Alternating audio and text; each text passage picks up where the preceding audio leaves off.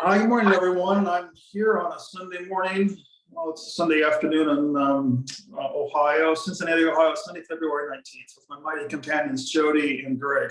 I'm going to let these two mighty companions, they're in authorship of this Zoom call, because for full transparency, which is what I preach, but my money where my mouth is, for full transparency, folks, I have been just absolutely boomeranged today, this morning, and to maintain complete, I'm just going to put it out there to the world. This is what it looks like when a man gets boomeranged.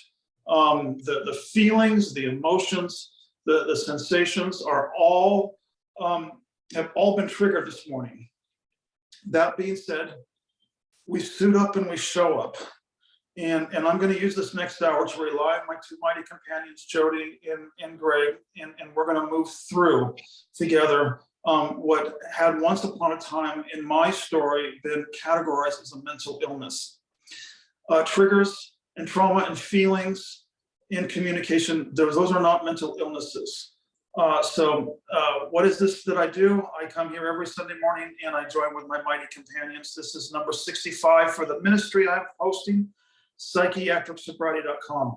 We're a community of way showers who have made the most courageous decision known to mankind, and to unbelieve mental illness, to rethink the psychiatric labels, and to discover who we are beyond those labels. And most often than not, that asks of us to also surrender psychiatric pharmaceuticals. Folks, I say this 5-minute introduction to every one of my Zoom calls for harm reduction purposes and to keep ourselves out of trouble. We're not here to protest psychiatry, nor are we here to tell anyone they need to get off meds, because that is way outside of our scope.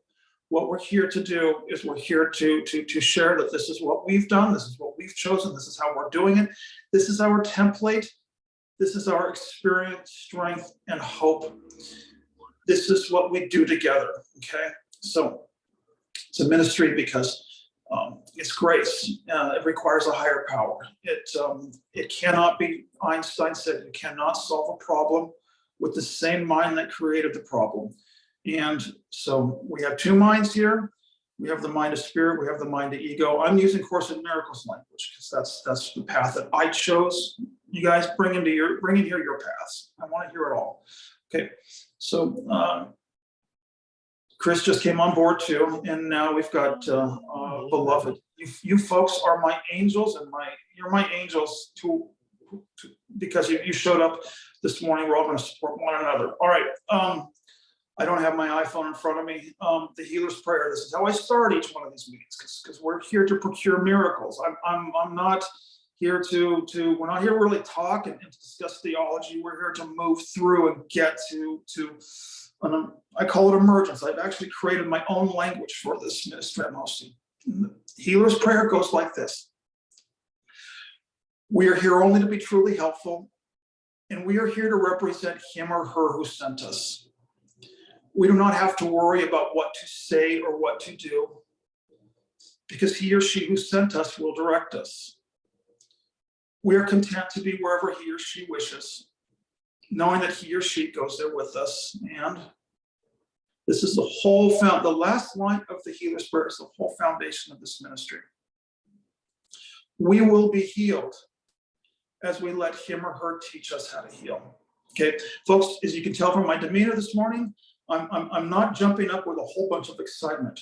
What you can share from watching this video is that I've chosen to suit up, to show up, and operate on the foundation of faith.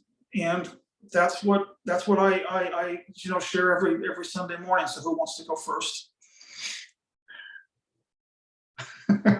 Come on, you guys. Hey, I'll just say, Chris is unmuted. I'll say good on you for showing up, Kenneth. I felt similar. I was thinking about just skipping, and I thought, nope, I should just come.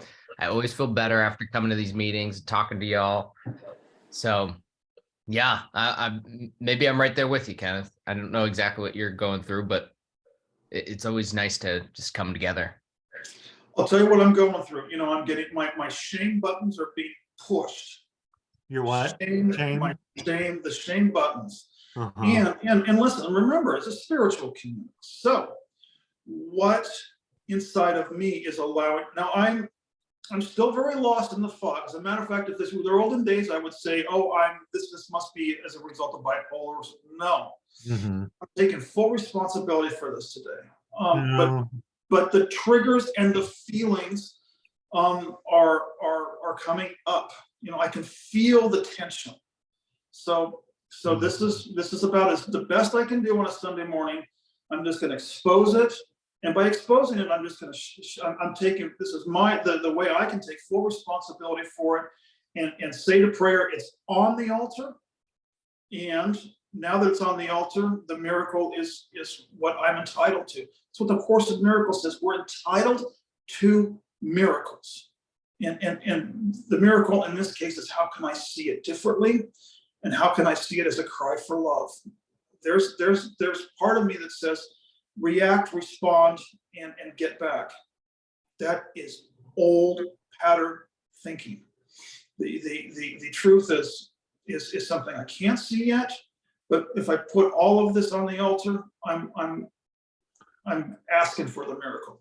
Who wants to touch on that? So let me see. Well, first of all, Chris, you got a haircut. Right? That's true. Yeah, okay. I got them all cut. Yeah. But are you dealing with something that you've done that you're not proud of, and you're not going to call it bipolar? You're going to take responsibility for it. Is that right, Kenneth? It's a trigger. Huh? It's a trigger? Trigger. Remember, Greg, we're going through this every single week. This process is a spiral, not a circle. I've seen this before. And now I'm seeing it from the next level on the spiral. Okay. This is where we and Jody, I'm sure you're going to want to go next, because I've seen this so many times. Now I'm you know, going to yeah, it's what I'm also saying to everyone is I'm cycling through it. My teacher and I just, you know what? I finally reached out to him for help. Finally reached out to David Hoffmeister for help. And within 30 minutes, he called back. We had our first one-on-one in 6 years. Now, I'm already pulling, so see, I'm already going to document. This is what it looks like. I'm already pulling out of it, and I'm already beginning to see from above the battleground. Listen, folks, I asked for help. And I've been counseling this whole time, ask for help, which it took me, you know, all the king's horses and all the king's men and the courage to ask for help from other community members. Finally, I've asked for help from my own teacher. Now, I feel, this is all coming up. Unworthiness, Kenneth, unworthiness. No, we're worthy to ask for help. When we ask for sincere and honest help, we're worthy of getting it. Period. Yeah. And I got it. Do you care to tell us the exact situation that you're talking about, or not? I hope I can soon. I'm okay. All right. I'm already in trouble for having said so much. What? Let's just leave it at that. There'll be more specifics soon, but I'm not interested in the specifics in this case. I'm interested in the technique and sharing with you. Because listen, folks, I'm not ever going to go back on any more of those pills. Right. Never. Yeah. And that's what this message of this ministry is about. No more pills. Right. These are the tools, and this is what caused me to go on the. This is not caused me. That's a victim word. These same feelings were so overwhelming at one time that actually pills may have saved my life. Right. Okay. They may have saved me from suicide. They may have saved me from a lot of things. Now that we're adults, and now that we have tools and resources, we don't need to rely. I don't need to. So I got to keep in the iPhone. I don't need to rely on pharmaceuticals, but I've got to face it. And this is what it looks like to face it. It's all one ego, folks. It's all one. We all have it, but we're all here to assemble because we can't put any more.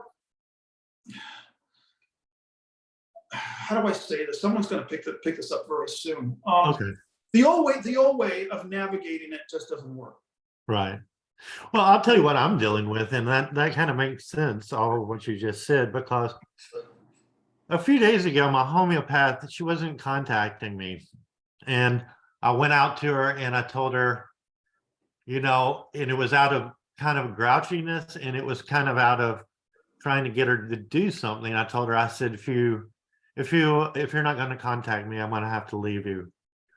And I didn't do it with the best emotions. I kind of feel like I stood up for myself, but I was kind of like scared after I did it. And then I don't know if I hurt her feelings or not. And I'm kind of dealing with the fact is, I know these withdrawal symptoms are real, and I know that anger and fear are part of it. And I've tried to do my best in this process and not give in to the excuses of, that it's something wrong with my brain, something's wrong with my body. But I just feel bad. I feel bad because, well, she might not see me anymore, and I won't be able to heal quite as quickly. And I don't know whether to give it up to and just kind of say for myself, just to forgive myself and say, well, it was just a symptom, or I don't know if I'm supposed to beat up on myself or not. I don't know. Because I feel bad. She's been really sweet to me, and yes, she's been good to me, and I feel like I hurt her. And Greg, I don't think you have to beat up on yourself, but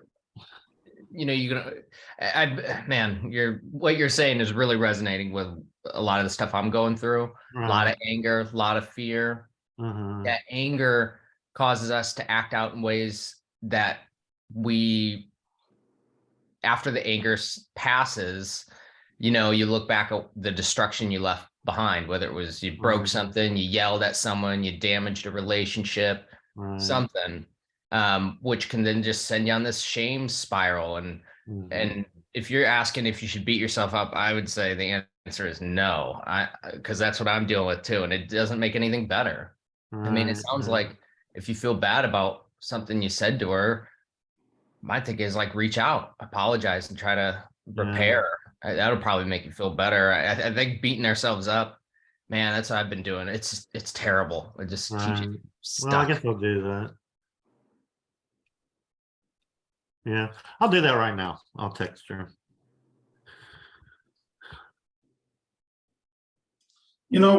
This is what I would call the miracle. We just witnessed a miracle. Now I'm going to talk about the miracles because I'm also going through it. And I didn't want to show up. But I hear the anger and all that stuff. And and like you're saying, Kenneth, you seem to be in the same position. And do you want to call it bipolar? And in my case, I've gone back to reading everything about bipolar and, tracing, is it because of this? Is it because the same kind of questions you're having, Greg? Is it just, am I standing up for myself, or is it my illness? And excuse me. But I think what we're all saying is we know we have to take 100% responsibility. And when I'm looking and seeing what their part in it, I'm just, being below 200. I'm in anger. And anger is an energy, so you can use it to propel yourself higher. But if you stay in it and let it just feed all your pettiness, I tell you, I was so miserable. And I was so mad. I didn't even have any emotions. Like, I was like, I'll just stab you in the throat and I won't care. That's how I felt. Like, I have no emotions. And I'm doing the lessons of A Course in Miracles. I started over, and boy, I'm doing them every day, and that produced a miracle. because I was able to cry. And so I see what y'all are saying about this crying, because once I could cry about what's happening in my personal life, I could feel again. And that was a miracle. I was like myself. I mean, I just like, ooh. And from then, it's just been improving. But it's a discipline, and I'm so thankful that I'm doing the lessons. It is about discipline. Discipline is self-love. And I want to propose this to you all. Why isn't it called mind illness? Why is it called mental illness? What is a mental? What's a mental? Why isn't it called mind illness, spirit illness?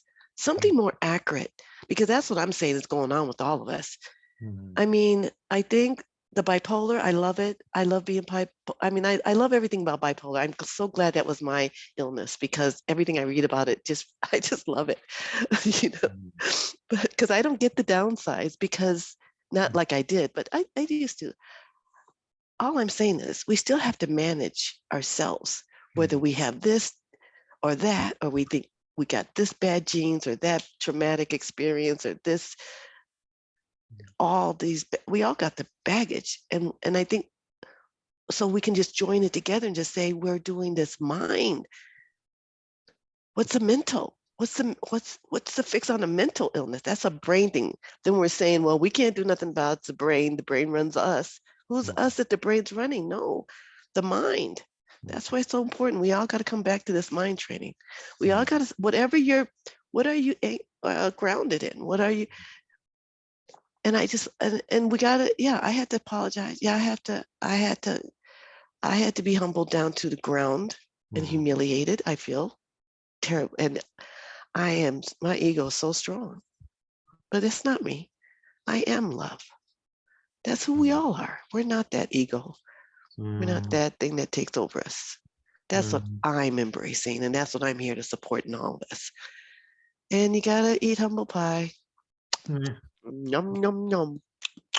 And you said something, beloved, that I'm not sure of anything right now except for one thing that you said, were the tears. Now, and maybe this is one of the reasons you and I, have this friendship / collaboration together. It's been the hardest for this man to let anyone see tears. Now, because maybe it goes back to trust, but I don't want to try and put any psychology onto this. When my teacher called this morning, I think we only spoke for 17 minutes, I allowed myself to be vulnerable and cry in front of him. Maybe that's the whole reason I'm here in this community, is to be vulnerable and cry, because I've exhausted anger to the nth degree. I've seen it my whole life. I've seen people cry and I couldn't figure it out. Why are you doing that? Or how are you doing that? But what I've noticed is that after they get done crying, they move on, and I say,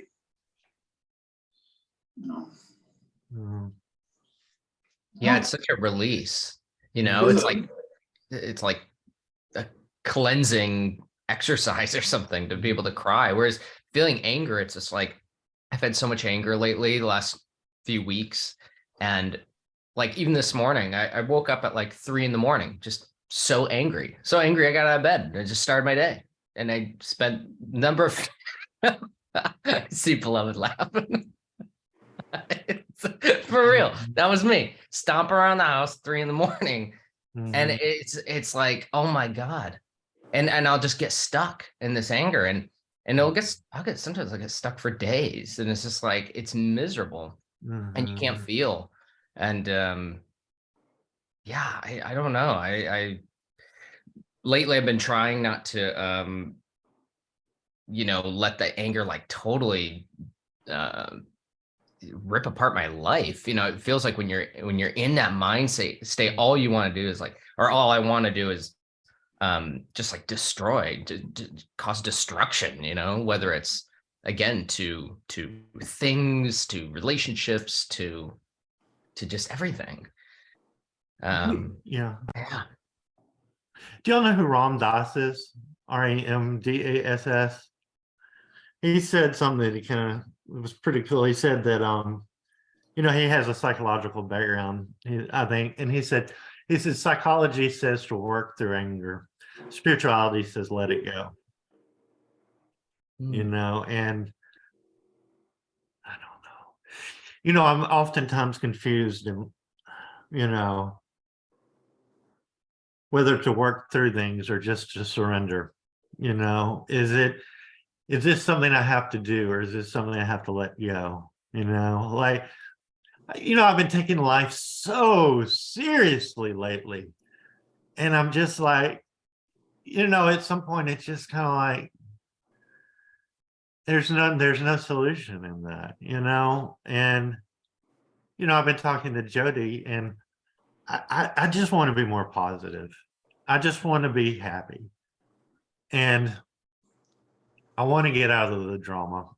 You know, am I going to suffer with symptoms? I guess so, but I just want to let it go. And when I let it go, the anger will clear, probably. You know, that I mean, the Bach remedies are still helping with that, but I guess I have work to do, you know, myself. But so much of it is just kind of at some point, it's just like, let it go. You know, I'm a little confused about which to do, you know, a lot of the times, to let it go or work through it, or, you know, go to the therapist or go to the 12-step group, or just to finally just let it go. I think I got more work to do. I think I do, but I want to be free at some point, you know. I want to be free of all this. And I expect the next year to still be a lot of work, you know, before I can get off the next pill. But it's just confusing at times what to do for me, you know. And is this anger real? Is it them or is it me? Should I stand up for myself and tell them to fuck off? Or should I, you know, back down and be peaceful, you know, and be sweet and let the better part of me come out? I don't know. So I'm still a little confused, really, but you know, I feel like I've gone from a bare knuckle match to a boxing match, with glove boxing. So I'm grateful, so grateful that it's not a box, you know, no gloves, you know, match, but it's a glove boxing match. But you know, it's better, but I'm still struggling. Greg, you just, oh my God, Greg. Why? Greg is now documented. This is the fulcrum of an awakening testimony and confusion of people who think that there's no confusion in an awakening are you know, going back into the dream. Yeah, it's confusing because we don't know how to do this. We don't know the character. The Kenneth character, the great character, has no idea. The character can't wake up. The character will not wake up. We're not the character. All right. See, this is where it gets very still, because we have no. Help me out with your beloved. Help me out, Jody. We can't do this. The we who has been, you see what's being birthed here, Greg? What's being birthed is beyond. I mean, maybe I'll use A Course in Miracles language. Christ consciousness is being birthed. And I love what you always say, Kenneth. We're not here to stay a caterpillar. No. You're not going to recognize yourself after this. You see before and after pictures of me, totally different. You understand? We are just butterflies, and we're just emerging, and it doesn't, you know, I thought it was over. I thought I had 20 something years into this. I done had a handle on this shit, you know? No, I guess not. I had to be shown. No, I have to, for me, to live my life fully and without doubting myself, saying, is it my mental illness that's causing this to happen? Or I don't like doing that, because ultimately I don't believe in mental illness. Like, what is a mental? That it just never made sense. It is, and the more I dive into all of this stuff, you know, and read about what all these people who have conjugated about it for so much, I can't see it as anything special. Like, we all got this. We all got everything then we all got everything. But but it's the same thing. It's the same thing. I love what you said, Greg. I forgot. I'm taking it so seriously. It feels serious. It feels so bad, and the drama and poignant, and and I don't want to make a story out of it. I'm like, oh my God, I could be out of this suffering like this. And I have been, because I see it. I can forget and laugh at something, go on TikTok, and I'm just forgetting that I'm in the middle of something. I love TikTok. Beloved, you helped me even when I was just describing it. I got out of bed angry this morning, and it really was so serious. It was like life or death in my mind. And just to watch you just now imitate me stomping around, that's so fucking funny. It is. And you're so right. It's like, and what you're saying, Greg, it's like, oh my God, yeah, I'm taking myself like so seriously, taking these emotions so seriously, letting them like engulf me and totally allow them to convince me that this is the only state of mind, and you forget what it feels like to be in those other states of mind. And yeah, thank you for that, beloved. Yeah. I remember, but so it was so funny, as I knew it was like I was a robot or something, because I'm like, this isn't me. I just am so full of life and love and light and happiness. And I'm like, what is going on? And I just couldn't access it. I couldn't access it. It was pretty weird, actually. And I don't know how I would have done it if I hadn't been in my disciplines. And I'm going to say that again. Medication, to me, that's a discipline to take it. I don't even know how anybody can take I have trouble brushing my teeth every day. I'm just going to say it. But I see what I had to learn was discipline, and that meant self-love. What does it mean? If I brush my teeth every day, I won't have root canals, and I won't have to get I get you, braces and all beloved. this. Okay, I hear you. If I eat healthy every day, at least I know I'm doing that for myself. I got you. I got to throw Okay. myself out in the sun. I've been moping in my room.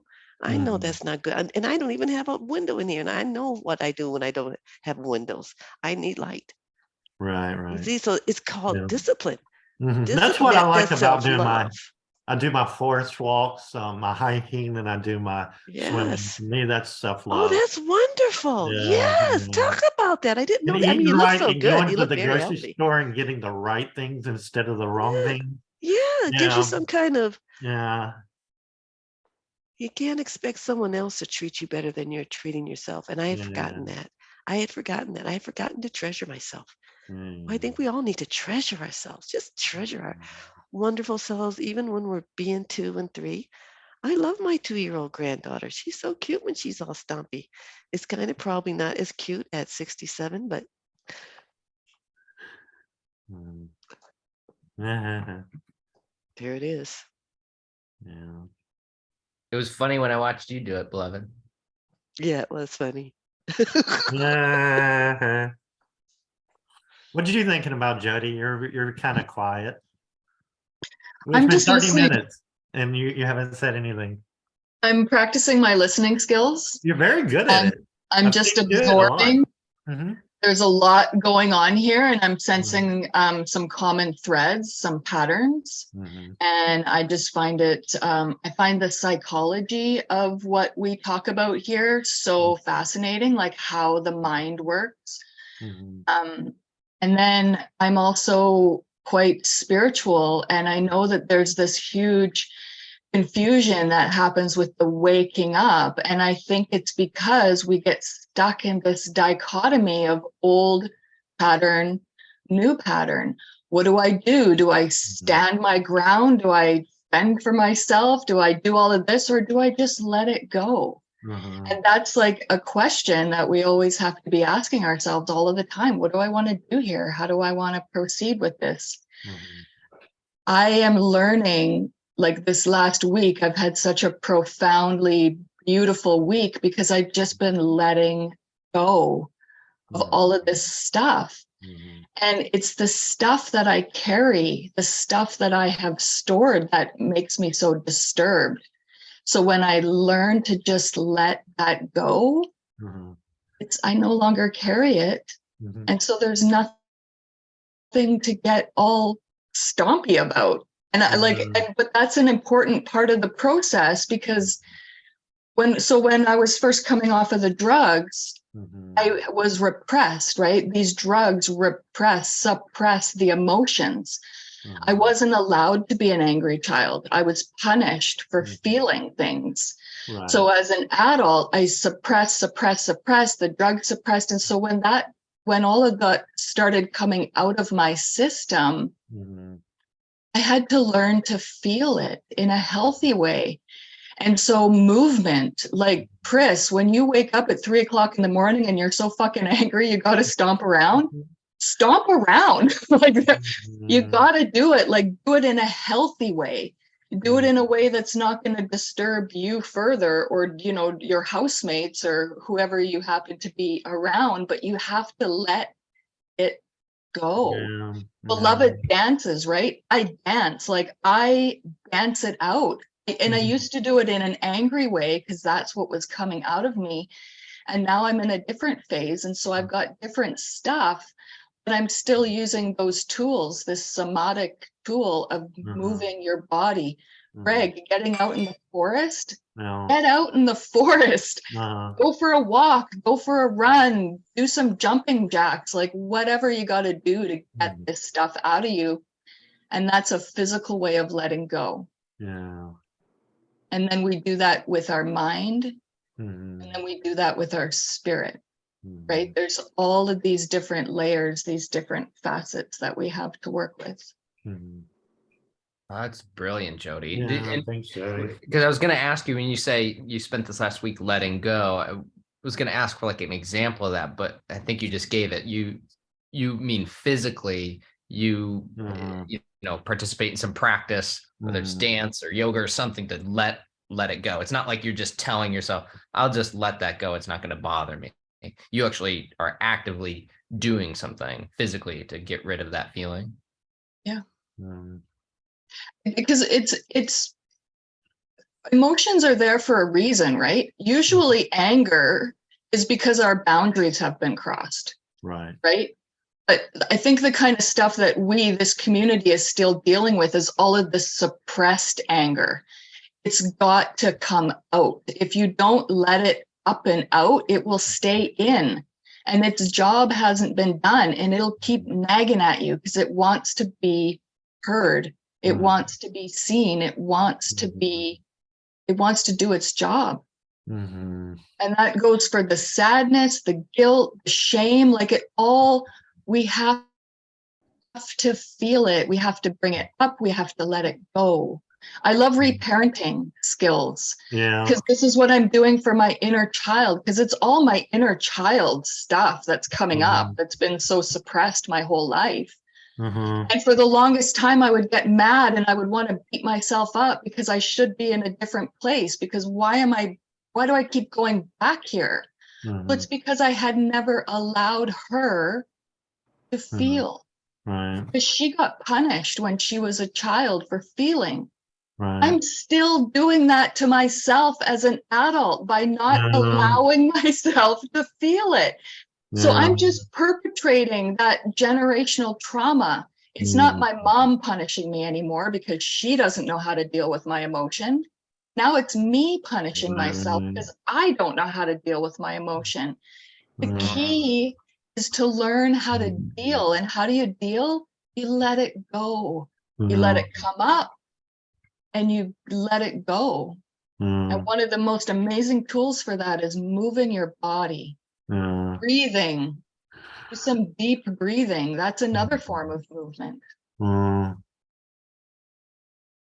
Writing, I kept journals. I'm Writing. an obsessive journal like journal. I mean, I wrote everything. I mean, like Get it out of prolific. you. Yeah, Any get it any out. way you paint, I mean, whatever Mhm. you do. Chris, Yeah. I loved you when you said you had that little house you had or some little studio you had. I said, that sounded so great. You know, sometimes you just need your space. You need to be by yourself. You need to just be, you know, that's how I Mhm. feel. But yeah, I Yeah. hear you, Jody. That is so true. But I will say this. I mean, you don't slip in the same shit twice. And like Kenneth said, we're on a spiral. So it isn't the same. Right. Yeah. It's never the same. And I like this, the letting go. I Mhm. think it's gonna keep coming. You might Mhm. think you've let it all go, but you will know if it comes up again, you didn't. I mean, that's just Mhm. how it is. That's when you know it's not done. That's when you know that work wasn't done. You Mhm. just thought it was, but here it is because what? It's an iceberg. The shit gets Mhm. bigger, but there is a, you know, there is an end. I believe, you know, I believe it. That's why I know I'm Mhm. better off than I ever was when I didn't know Mhm. anything. I know I'm better off when somebody said, you have this mental illness. It kind of stopped me in my tracks. It kind of Mhm. made me look at my life. It kind of made me see what the fuck was going on here. Mhm. And I didn't even know there was an excuse like mental illness to blame it on. Mhm. And I think it's just like I said, the great setup. It's my Mhm. great setup. I don't believe it, but I believe this is the setup that I have to work through.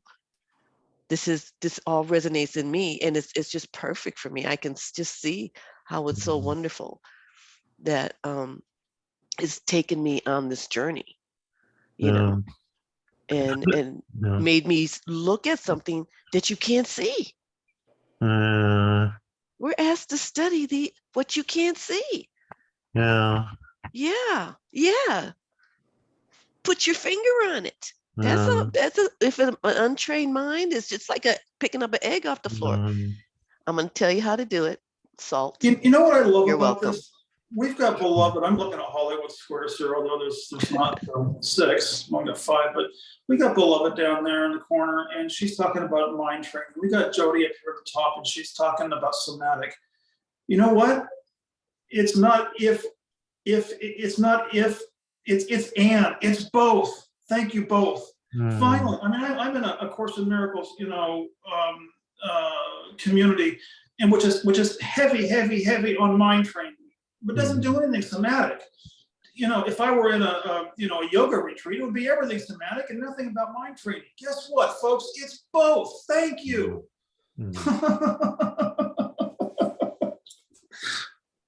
Yeah, hearing you talk, Jody, it makes me think like, because I've been losing my temper so much lately. And it makes me think, well, you're talking about expressing it. And I think, well, in some ways I am expressing it, but I think what's happening is I'm also beating myself up afterwards for Mhm. expressing it. Just like you were Right. saying, it's like, oh yeah, now I'm the one not allowing myself to feel. I almost Right. wonder what would happen is, if I'm gonna lose my temper anyway, what if I tried to, in a weird way, like almost celebrate losing my temper afterwards, or celebrate expressing the feelings, Yeah, So can I share a tool with you? This is please. like amazing reparenting tool. Uh-huh. So a lot of what we're going through is suppressed childhood stuff. Mhm. And that's what a trigger is, right? Something has been triggered. It's Okay. that wounded self that has been triggered. Right. Somebody took me through this process and it was so amazing. So it's a visualization process, and you can do it now with me right here. But it's also really important to do it when something triggers you, and you create a space of safety within yourself. Right. So let's do that right now. Just within yourself, there's a space of safety, and it's in your abdomen. And you can create like this space, whatever you want to visualize it as. Mine is warm and fuzzy because that's what I like. It's full of light, it's purple. Create a comfortable space within you right now. And then you want to invite your inner child in. any age that comes to you, just think, inner child, come to me now, and whatever shows up is perfect. And you want to just connect with that child. You want to let that child know that you're the adult person here and you are there for this little child. You have always been there. You always will be there. There's nothing that this child can ever do or say that would be inappropriate. It's all accepted here. This is the biggest unconditional love that you can give yourself. Adult self is giving child self the most hugest unconditional love that you can think of. You are here together. It's just the two of you, alone, safe, together. And this child has the full permission to be just the way they need to be. Maybe they're sad, maybe they're angry, maybe they're joyful, whatever it is, give them the biggest permission that you can to just be whatever they need to be right now. And just love on them in the best way that you can, like the biggest, pull out all the stops. It's just you and your inner child right now, and it is unconditional love and it is unconditional safety.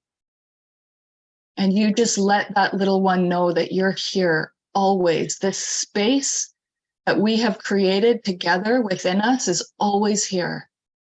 Anytime.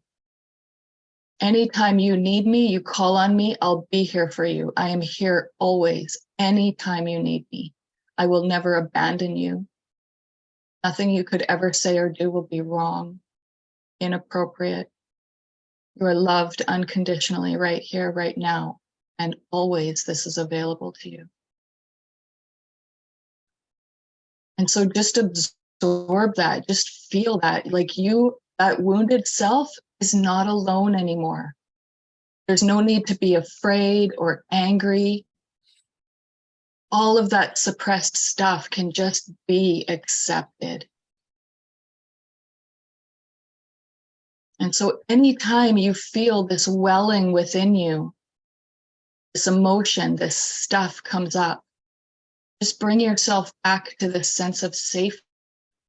You're here. I am here for you always. Yeah. And so this is always available to you. This safe, secure space. You're always there for yourself. And everything that you wish you had as a child, give that to yourself now as an adult. This is reparenting. Yeah.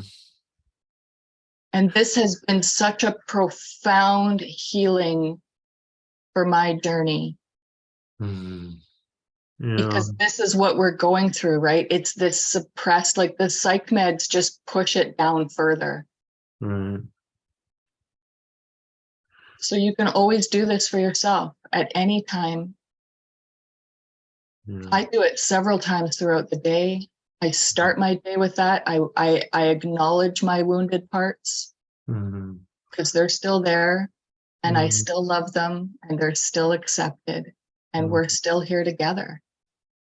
So because I was taught to abandon myself, and as an adult, I was still doing it. I didn't even realize I was still abandoning myself. No wonder I was still going through it again and again and again because I hadn't learned how to truly let it go.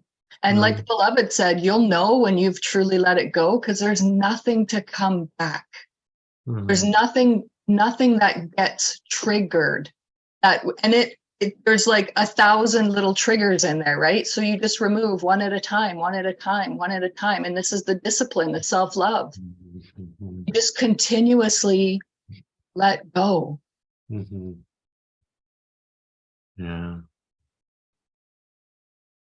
Well, that was great, Jody. Thank you. And you be so fucking kind to yourself because this is not easy. Right. Like, when is it time to beat yourself up? Never.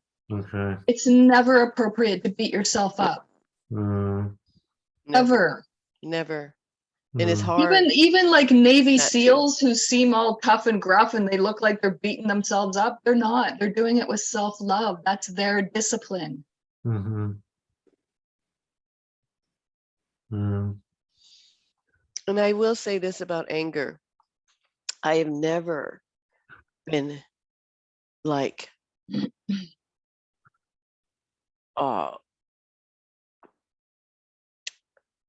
not regretful of whenever I've used it. Mm. And that's not to say, I mean, it just makes it harder not to beat yourself up. Mm. But I have always wished I had handled it better than with anger. Even my even my ego, just dignity wise, Mhm.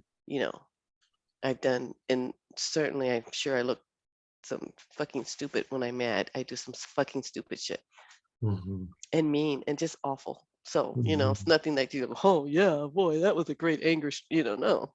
It's like, oh my God, I said that. Ugh. And you're gonna have to go pick up the pieces, Mhm.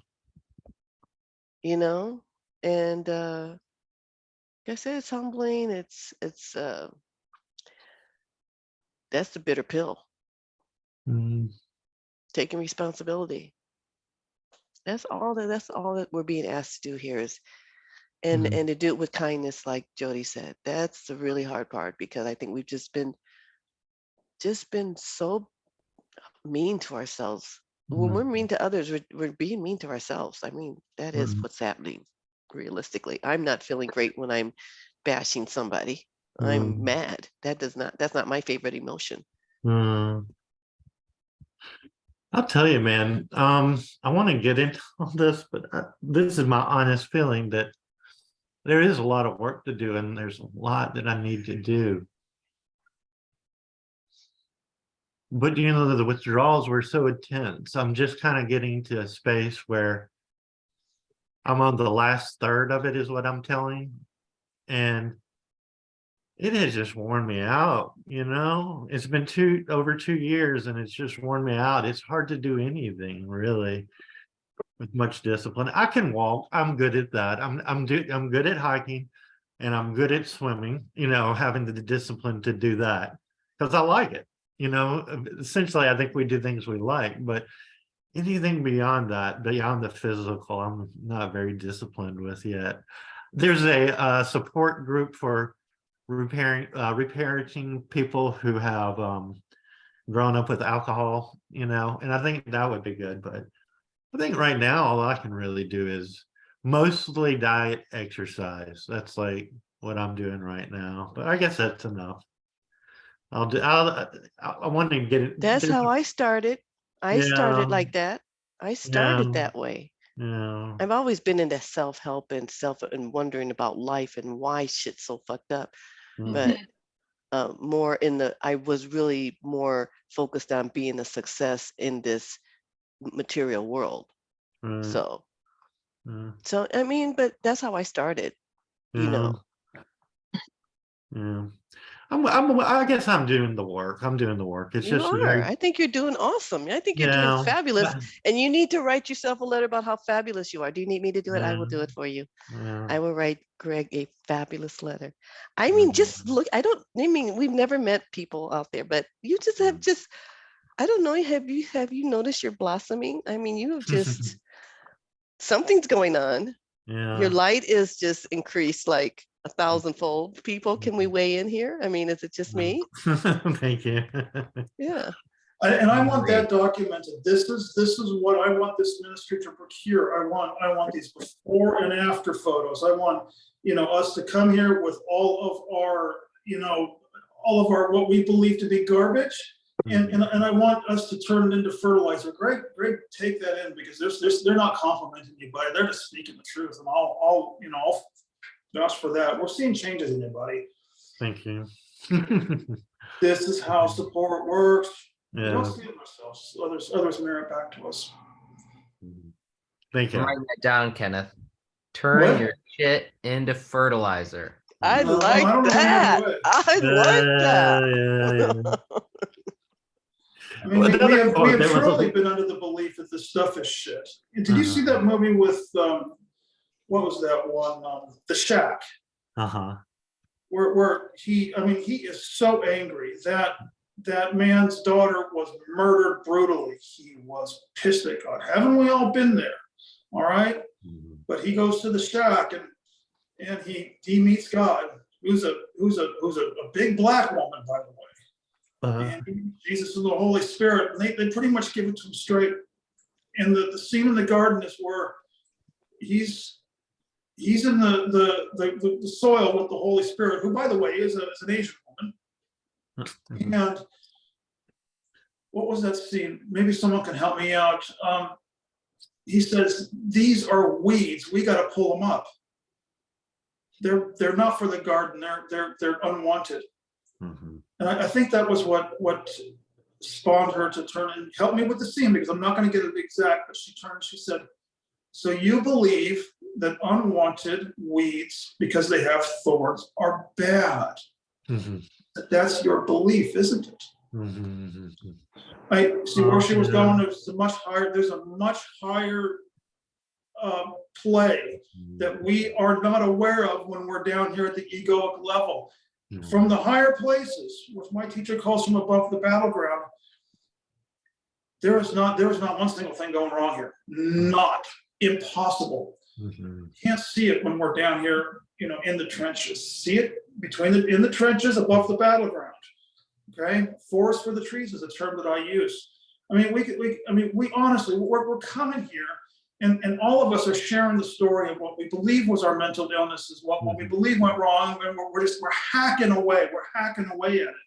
But from that movie, and from my teacher above there, we truly believe that there might be something. We have the belief that something should be different. Something might be out of place. Something should be different than it is right now. This goes back to your Ram Dass, Greg. That's what's keeping us mentally ill, is the belief that something should look different than the way it is right now in this very moment. Yeah, I got you. But thank you, Kenneth. Yeah. That's called reconnection, by the way. We're not reconnecting to God as if there's some sort of outside deity. We're connecting to right now. We're reconnecting to right now.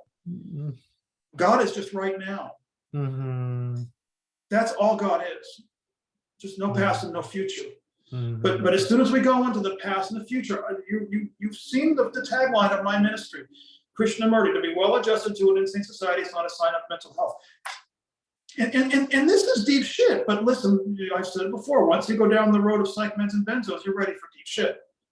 All past and future is mental illness. The only truth, which is what mystics and way shows have been trying to point to for thousands and thousands of years, we're finally ready to listen, is right now is the only truth. I heard Till Swan, Till Swan, you're a fan of Till Swan, Kenneth. She said something like, what did she say? This is very important to me. She said that a lot of people go into therapy and they're at war with themselves. Yeah, and Greg, have you ever heard of that? I mean, does that make sense? Because that's what I'm trying to dodge. Because if I go into therapy and I go into these 12-step groups, a lot of the time it triggers a thought that something is wrong. Something is wrong with me, And I want to do the work, but I don't want to get into the thought that I have to change something, Greg, you're onto something. You are just about to bring forward an extremely valuable topic. Before you do, can I wrap this up for the recording? Yeah. Perfect. All right, Kenneth Price, on Sunday, February 19th. Zoom call number 65 for psychiatricsobriety.com, Sunday morning Zoom call, 9 a.m. Pacific time. Folks, I'm having a very, very, very rough day. And this is what it looks like when you're having a rough day.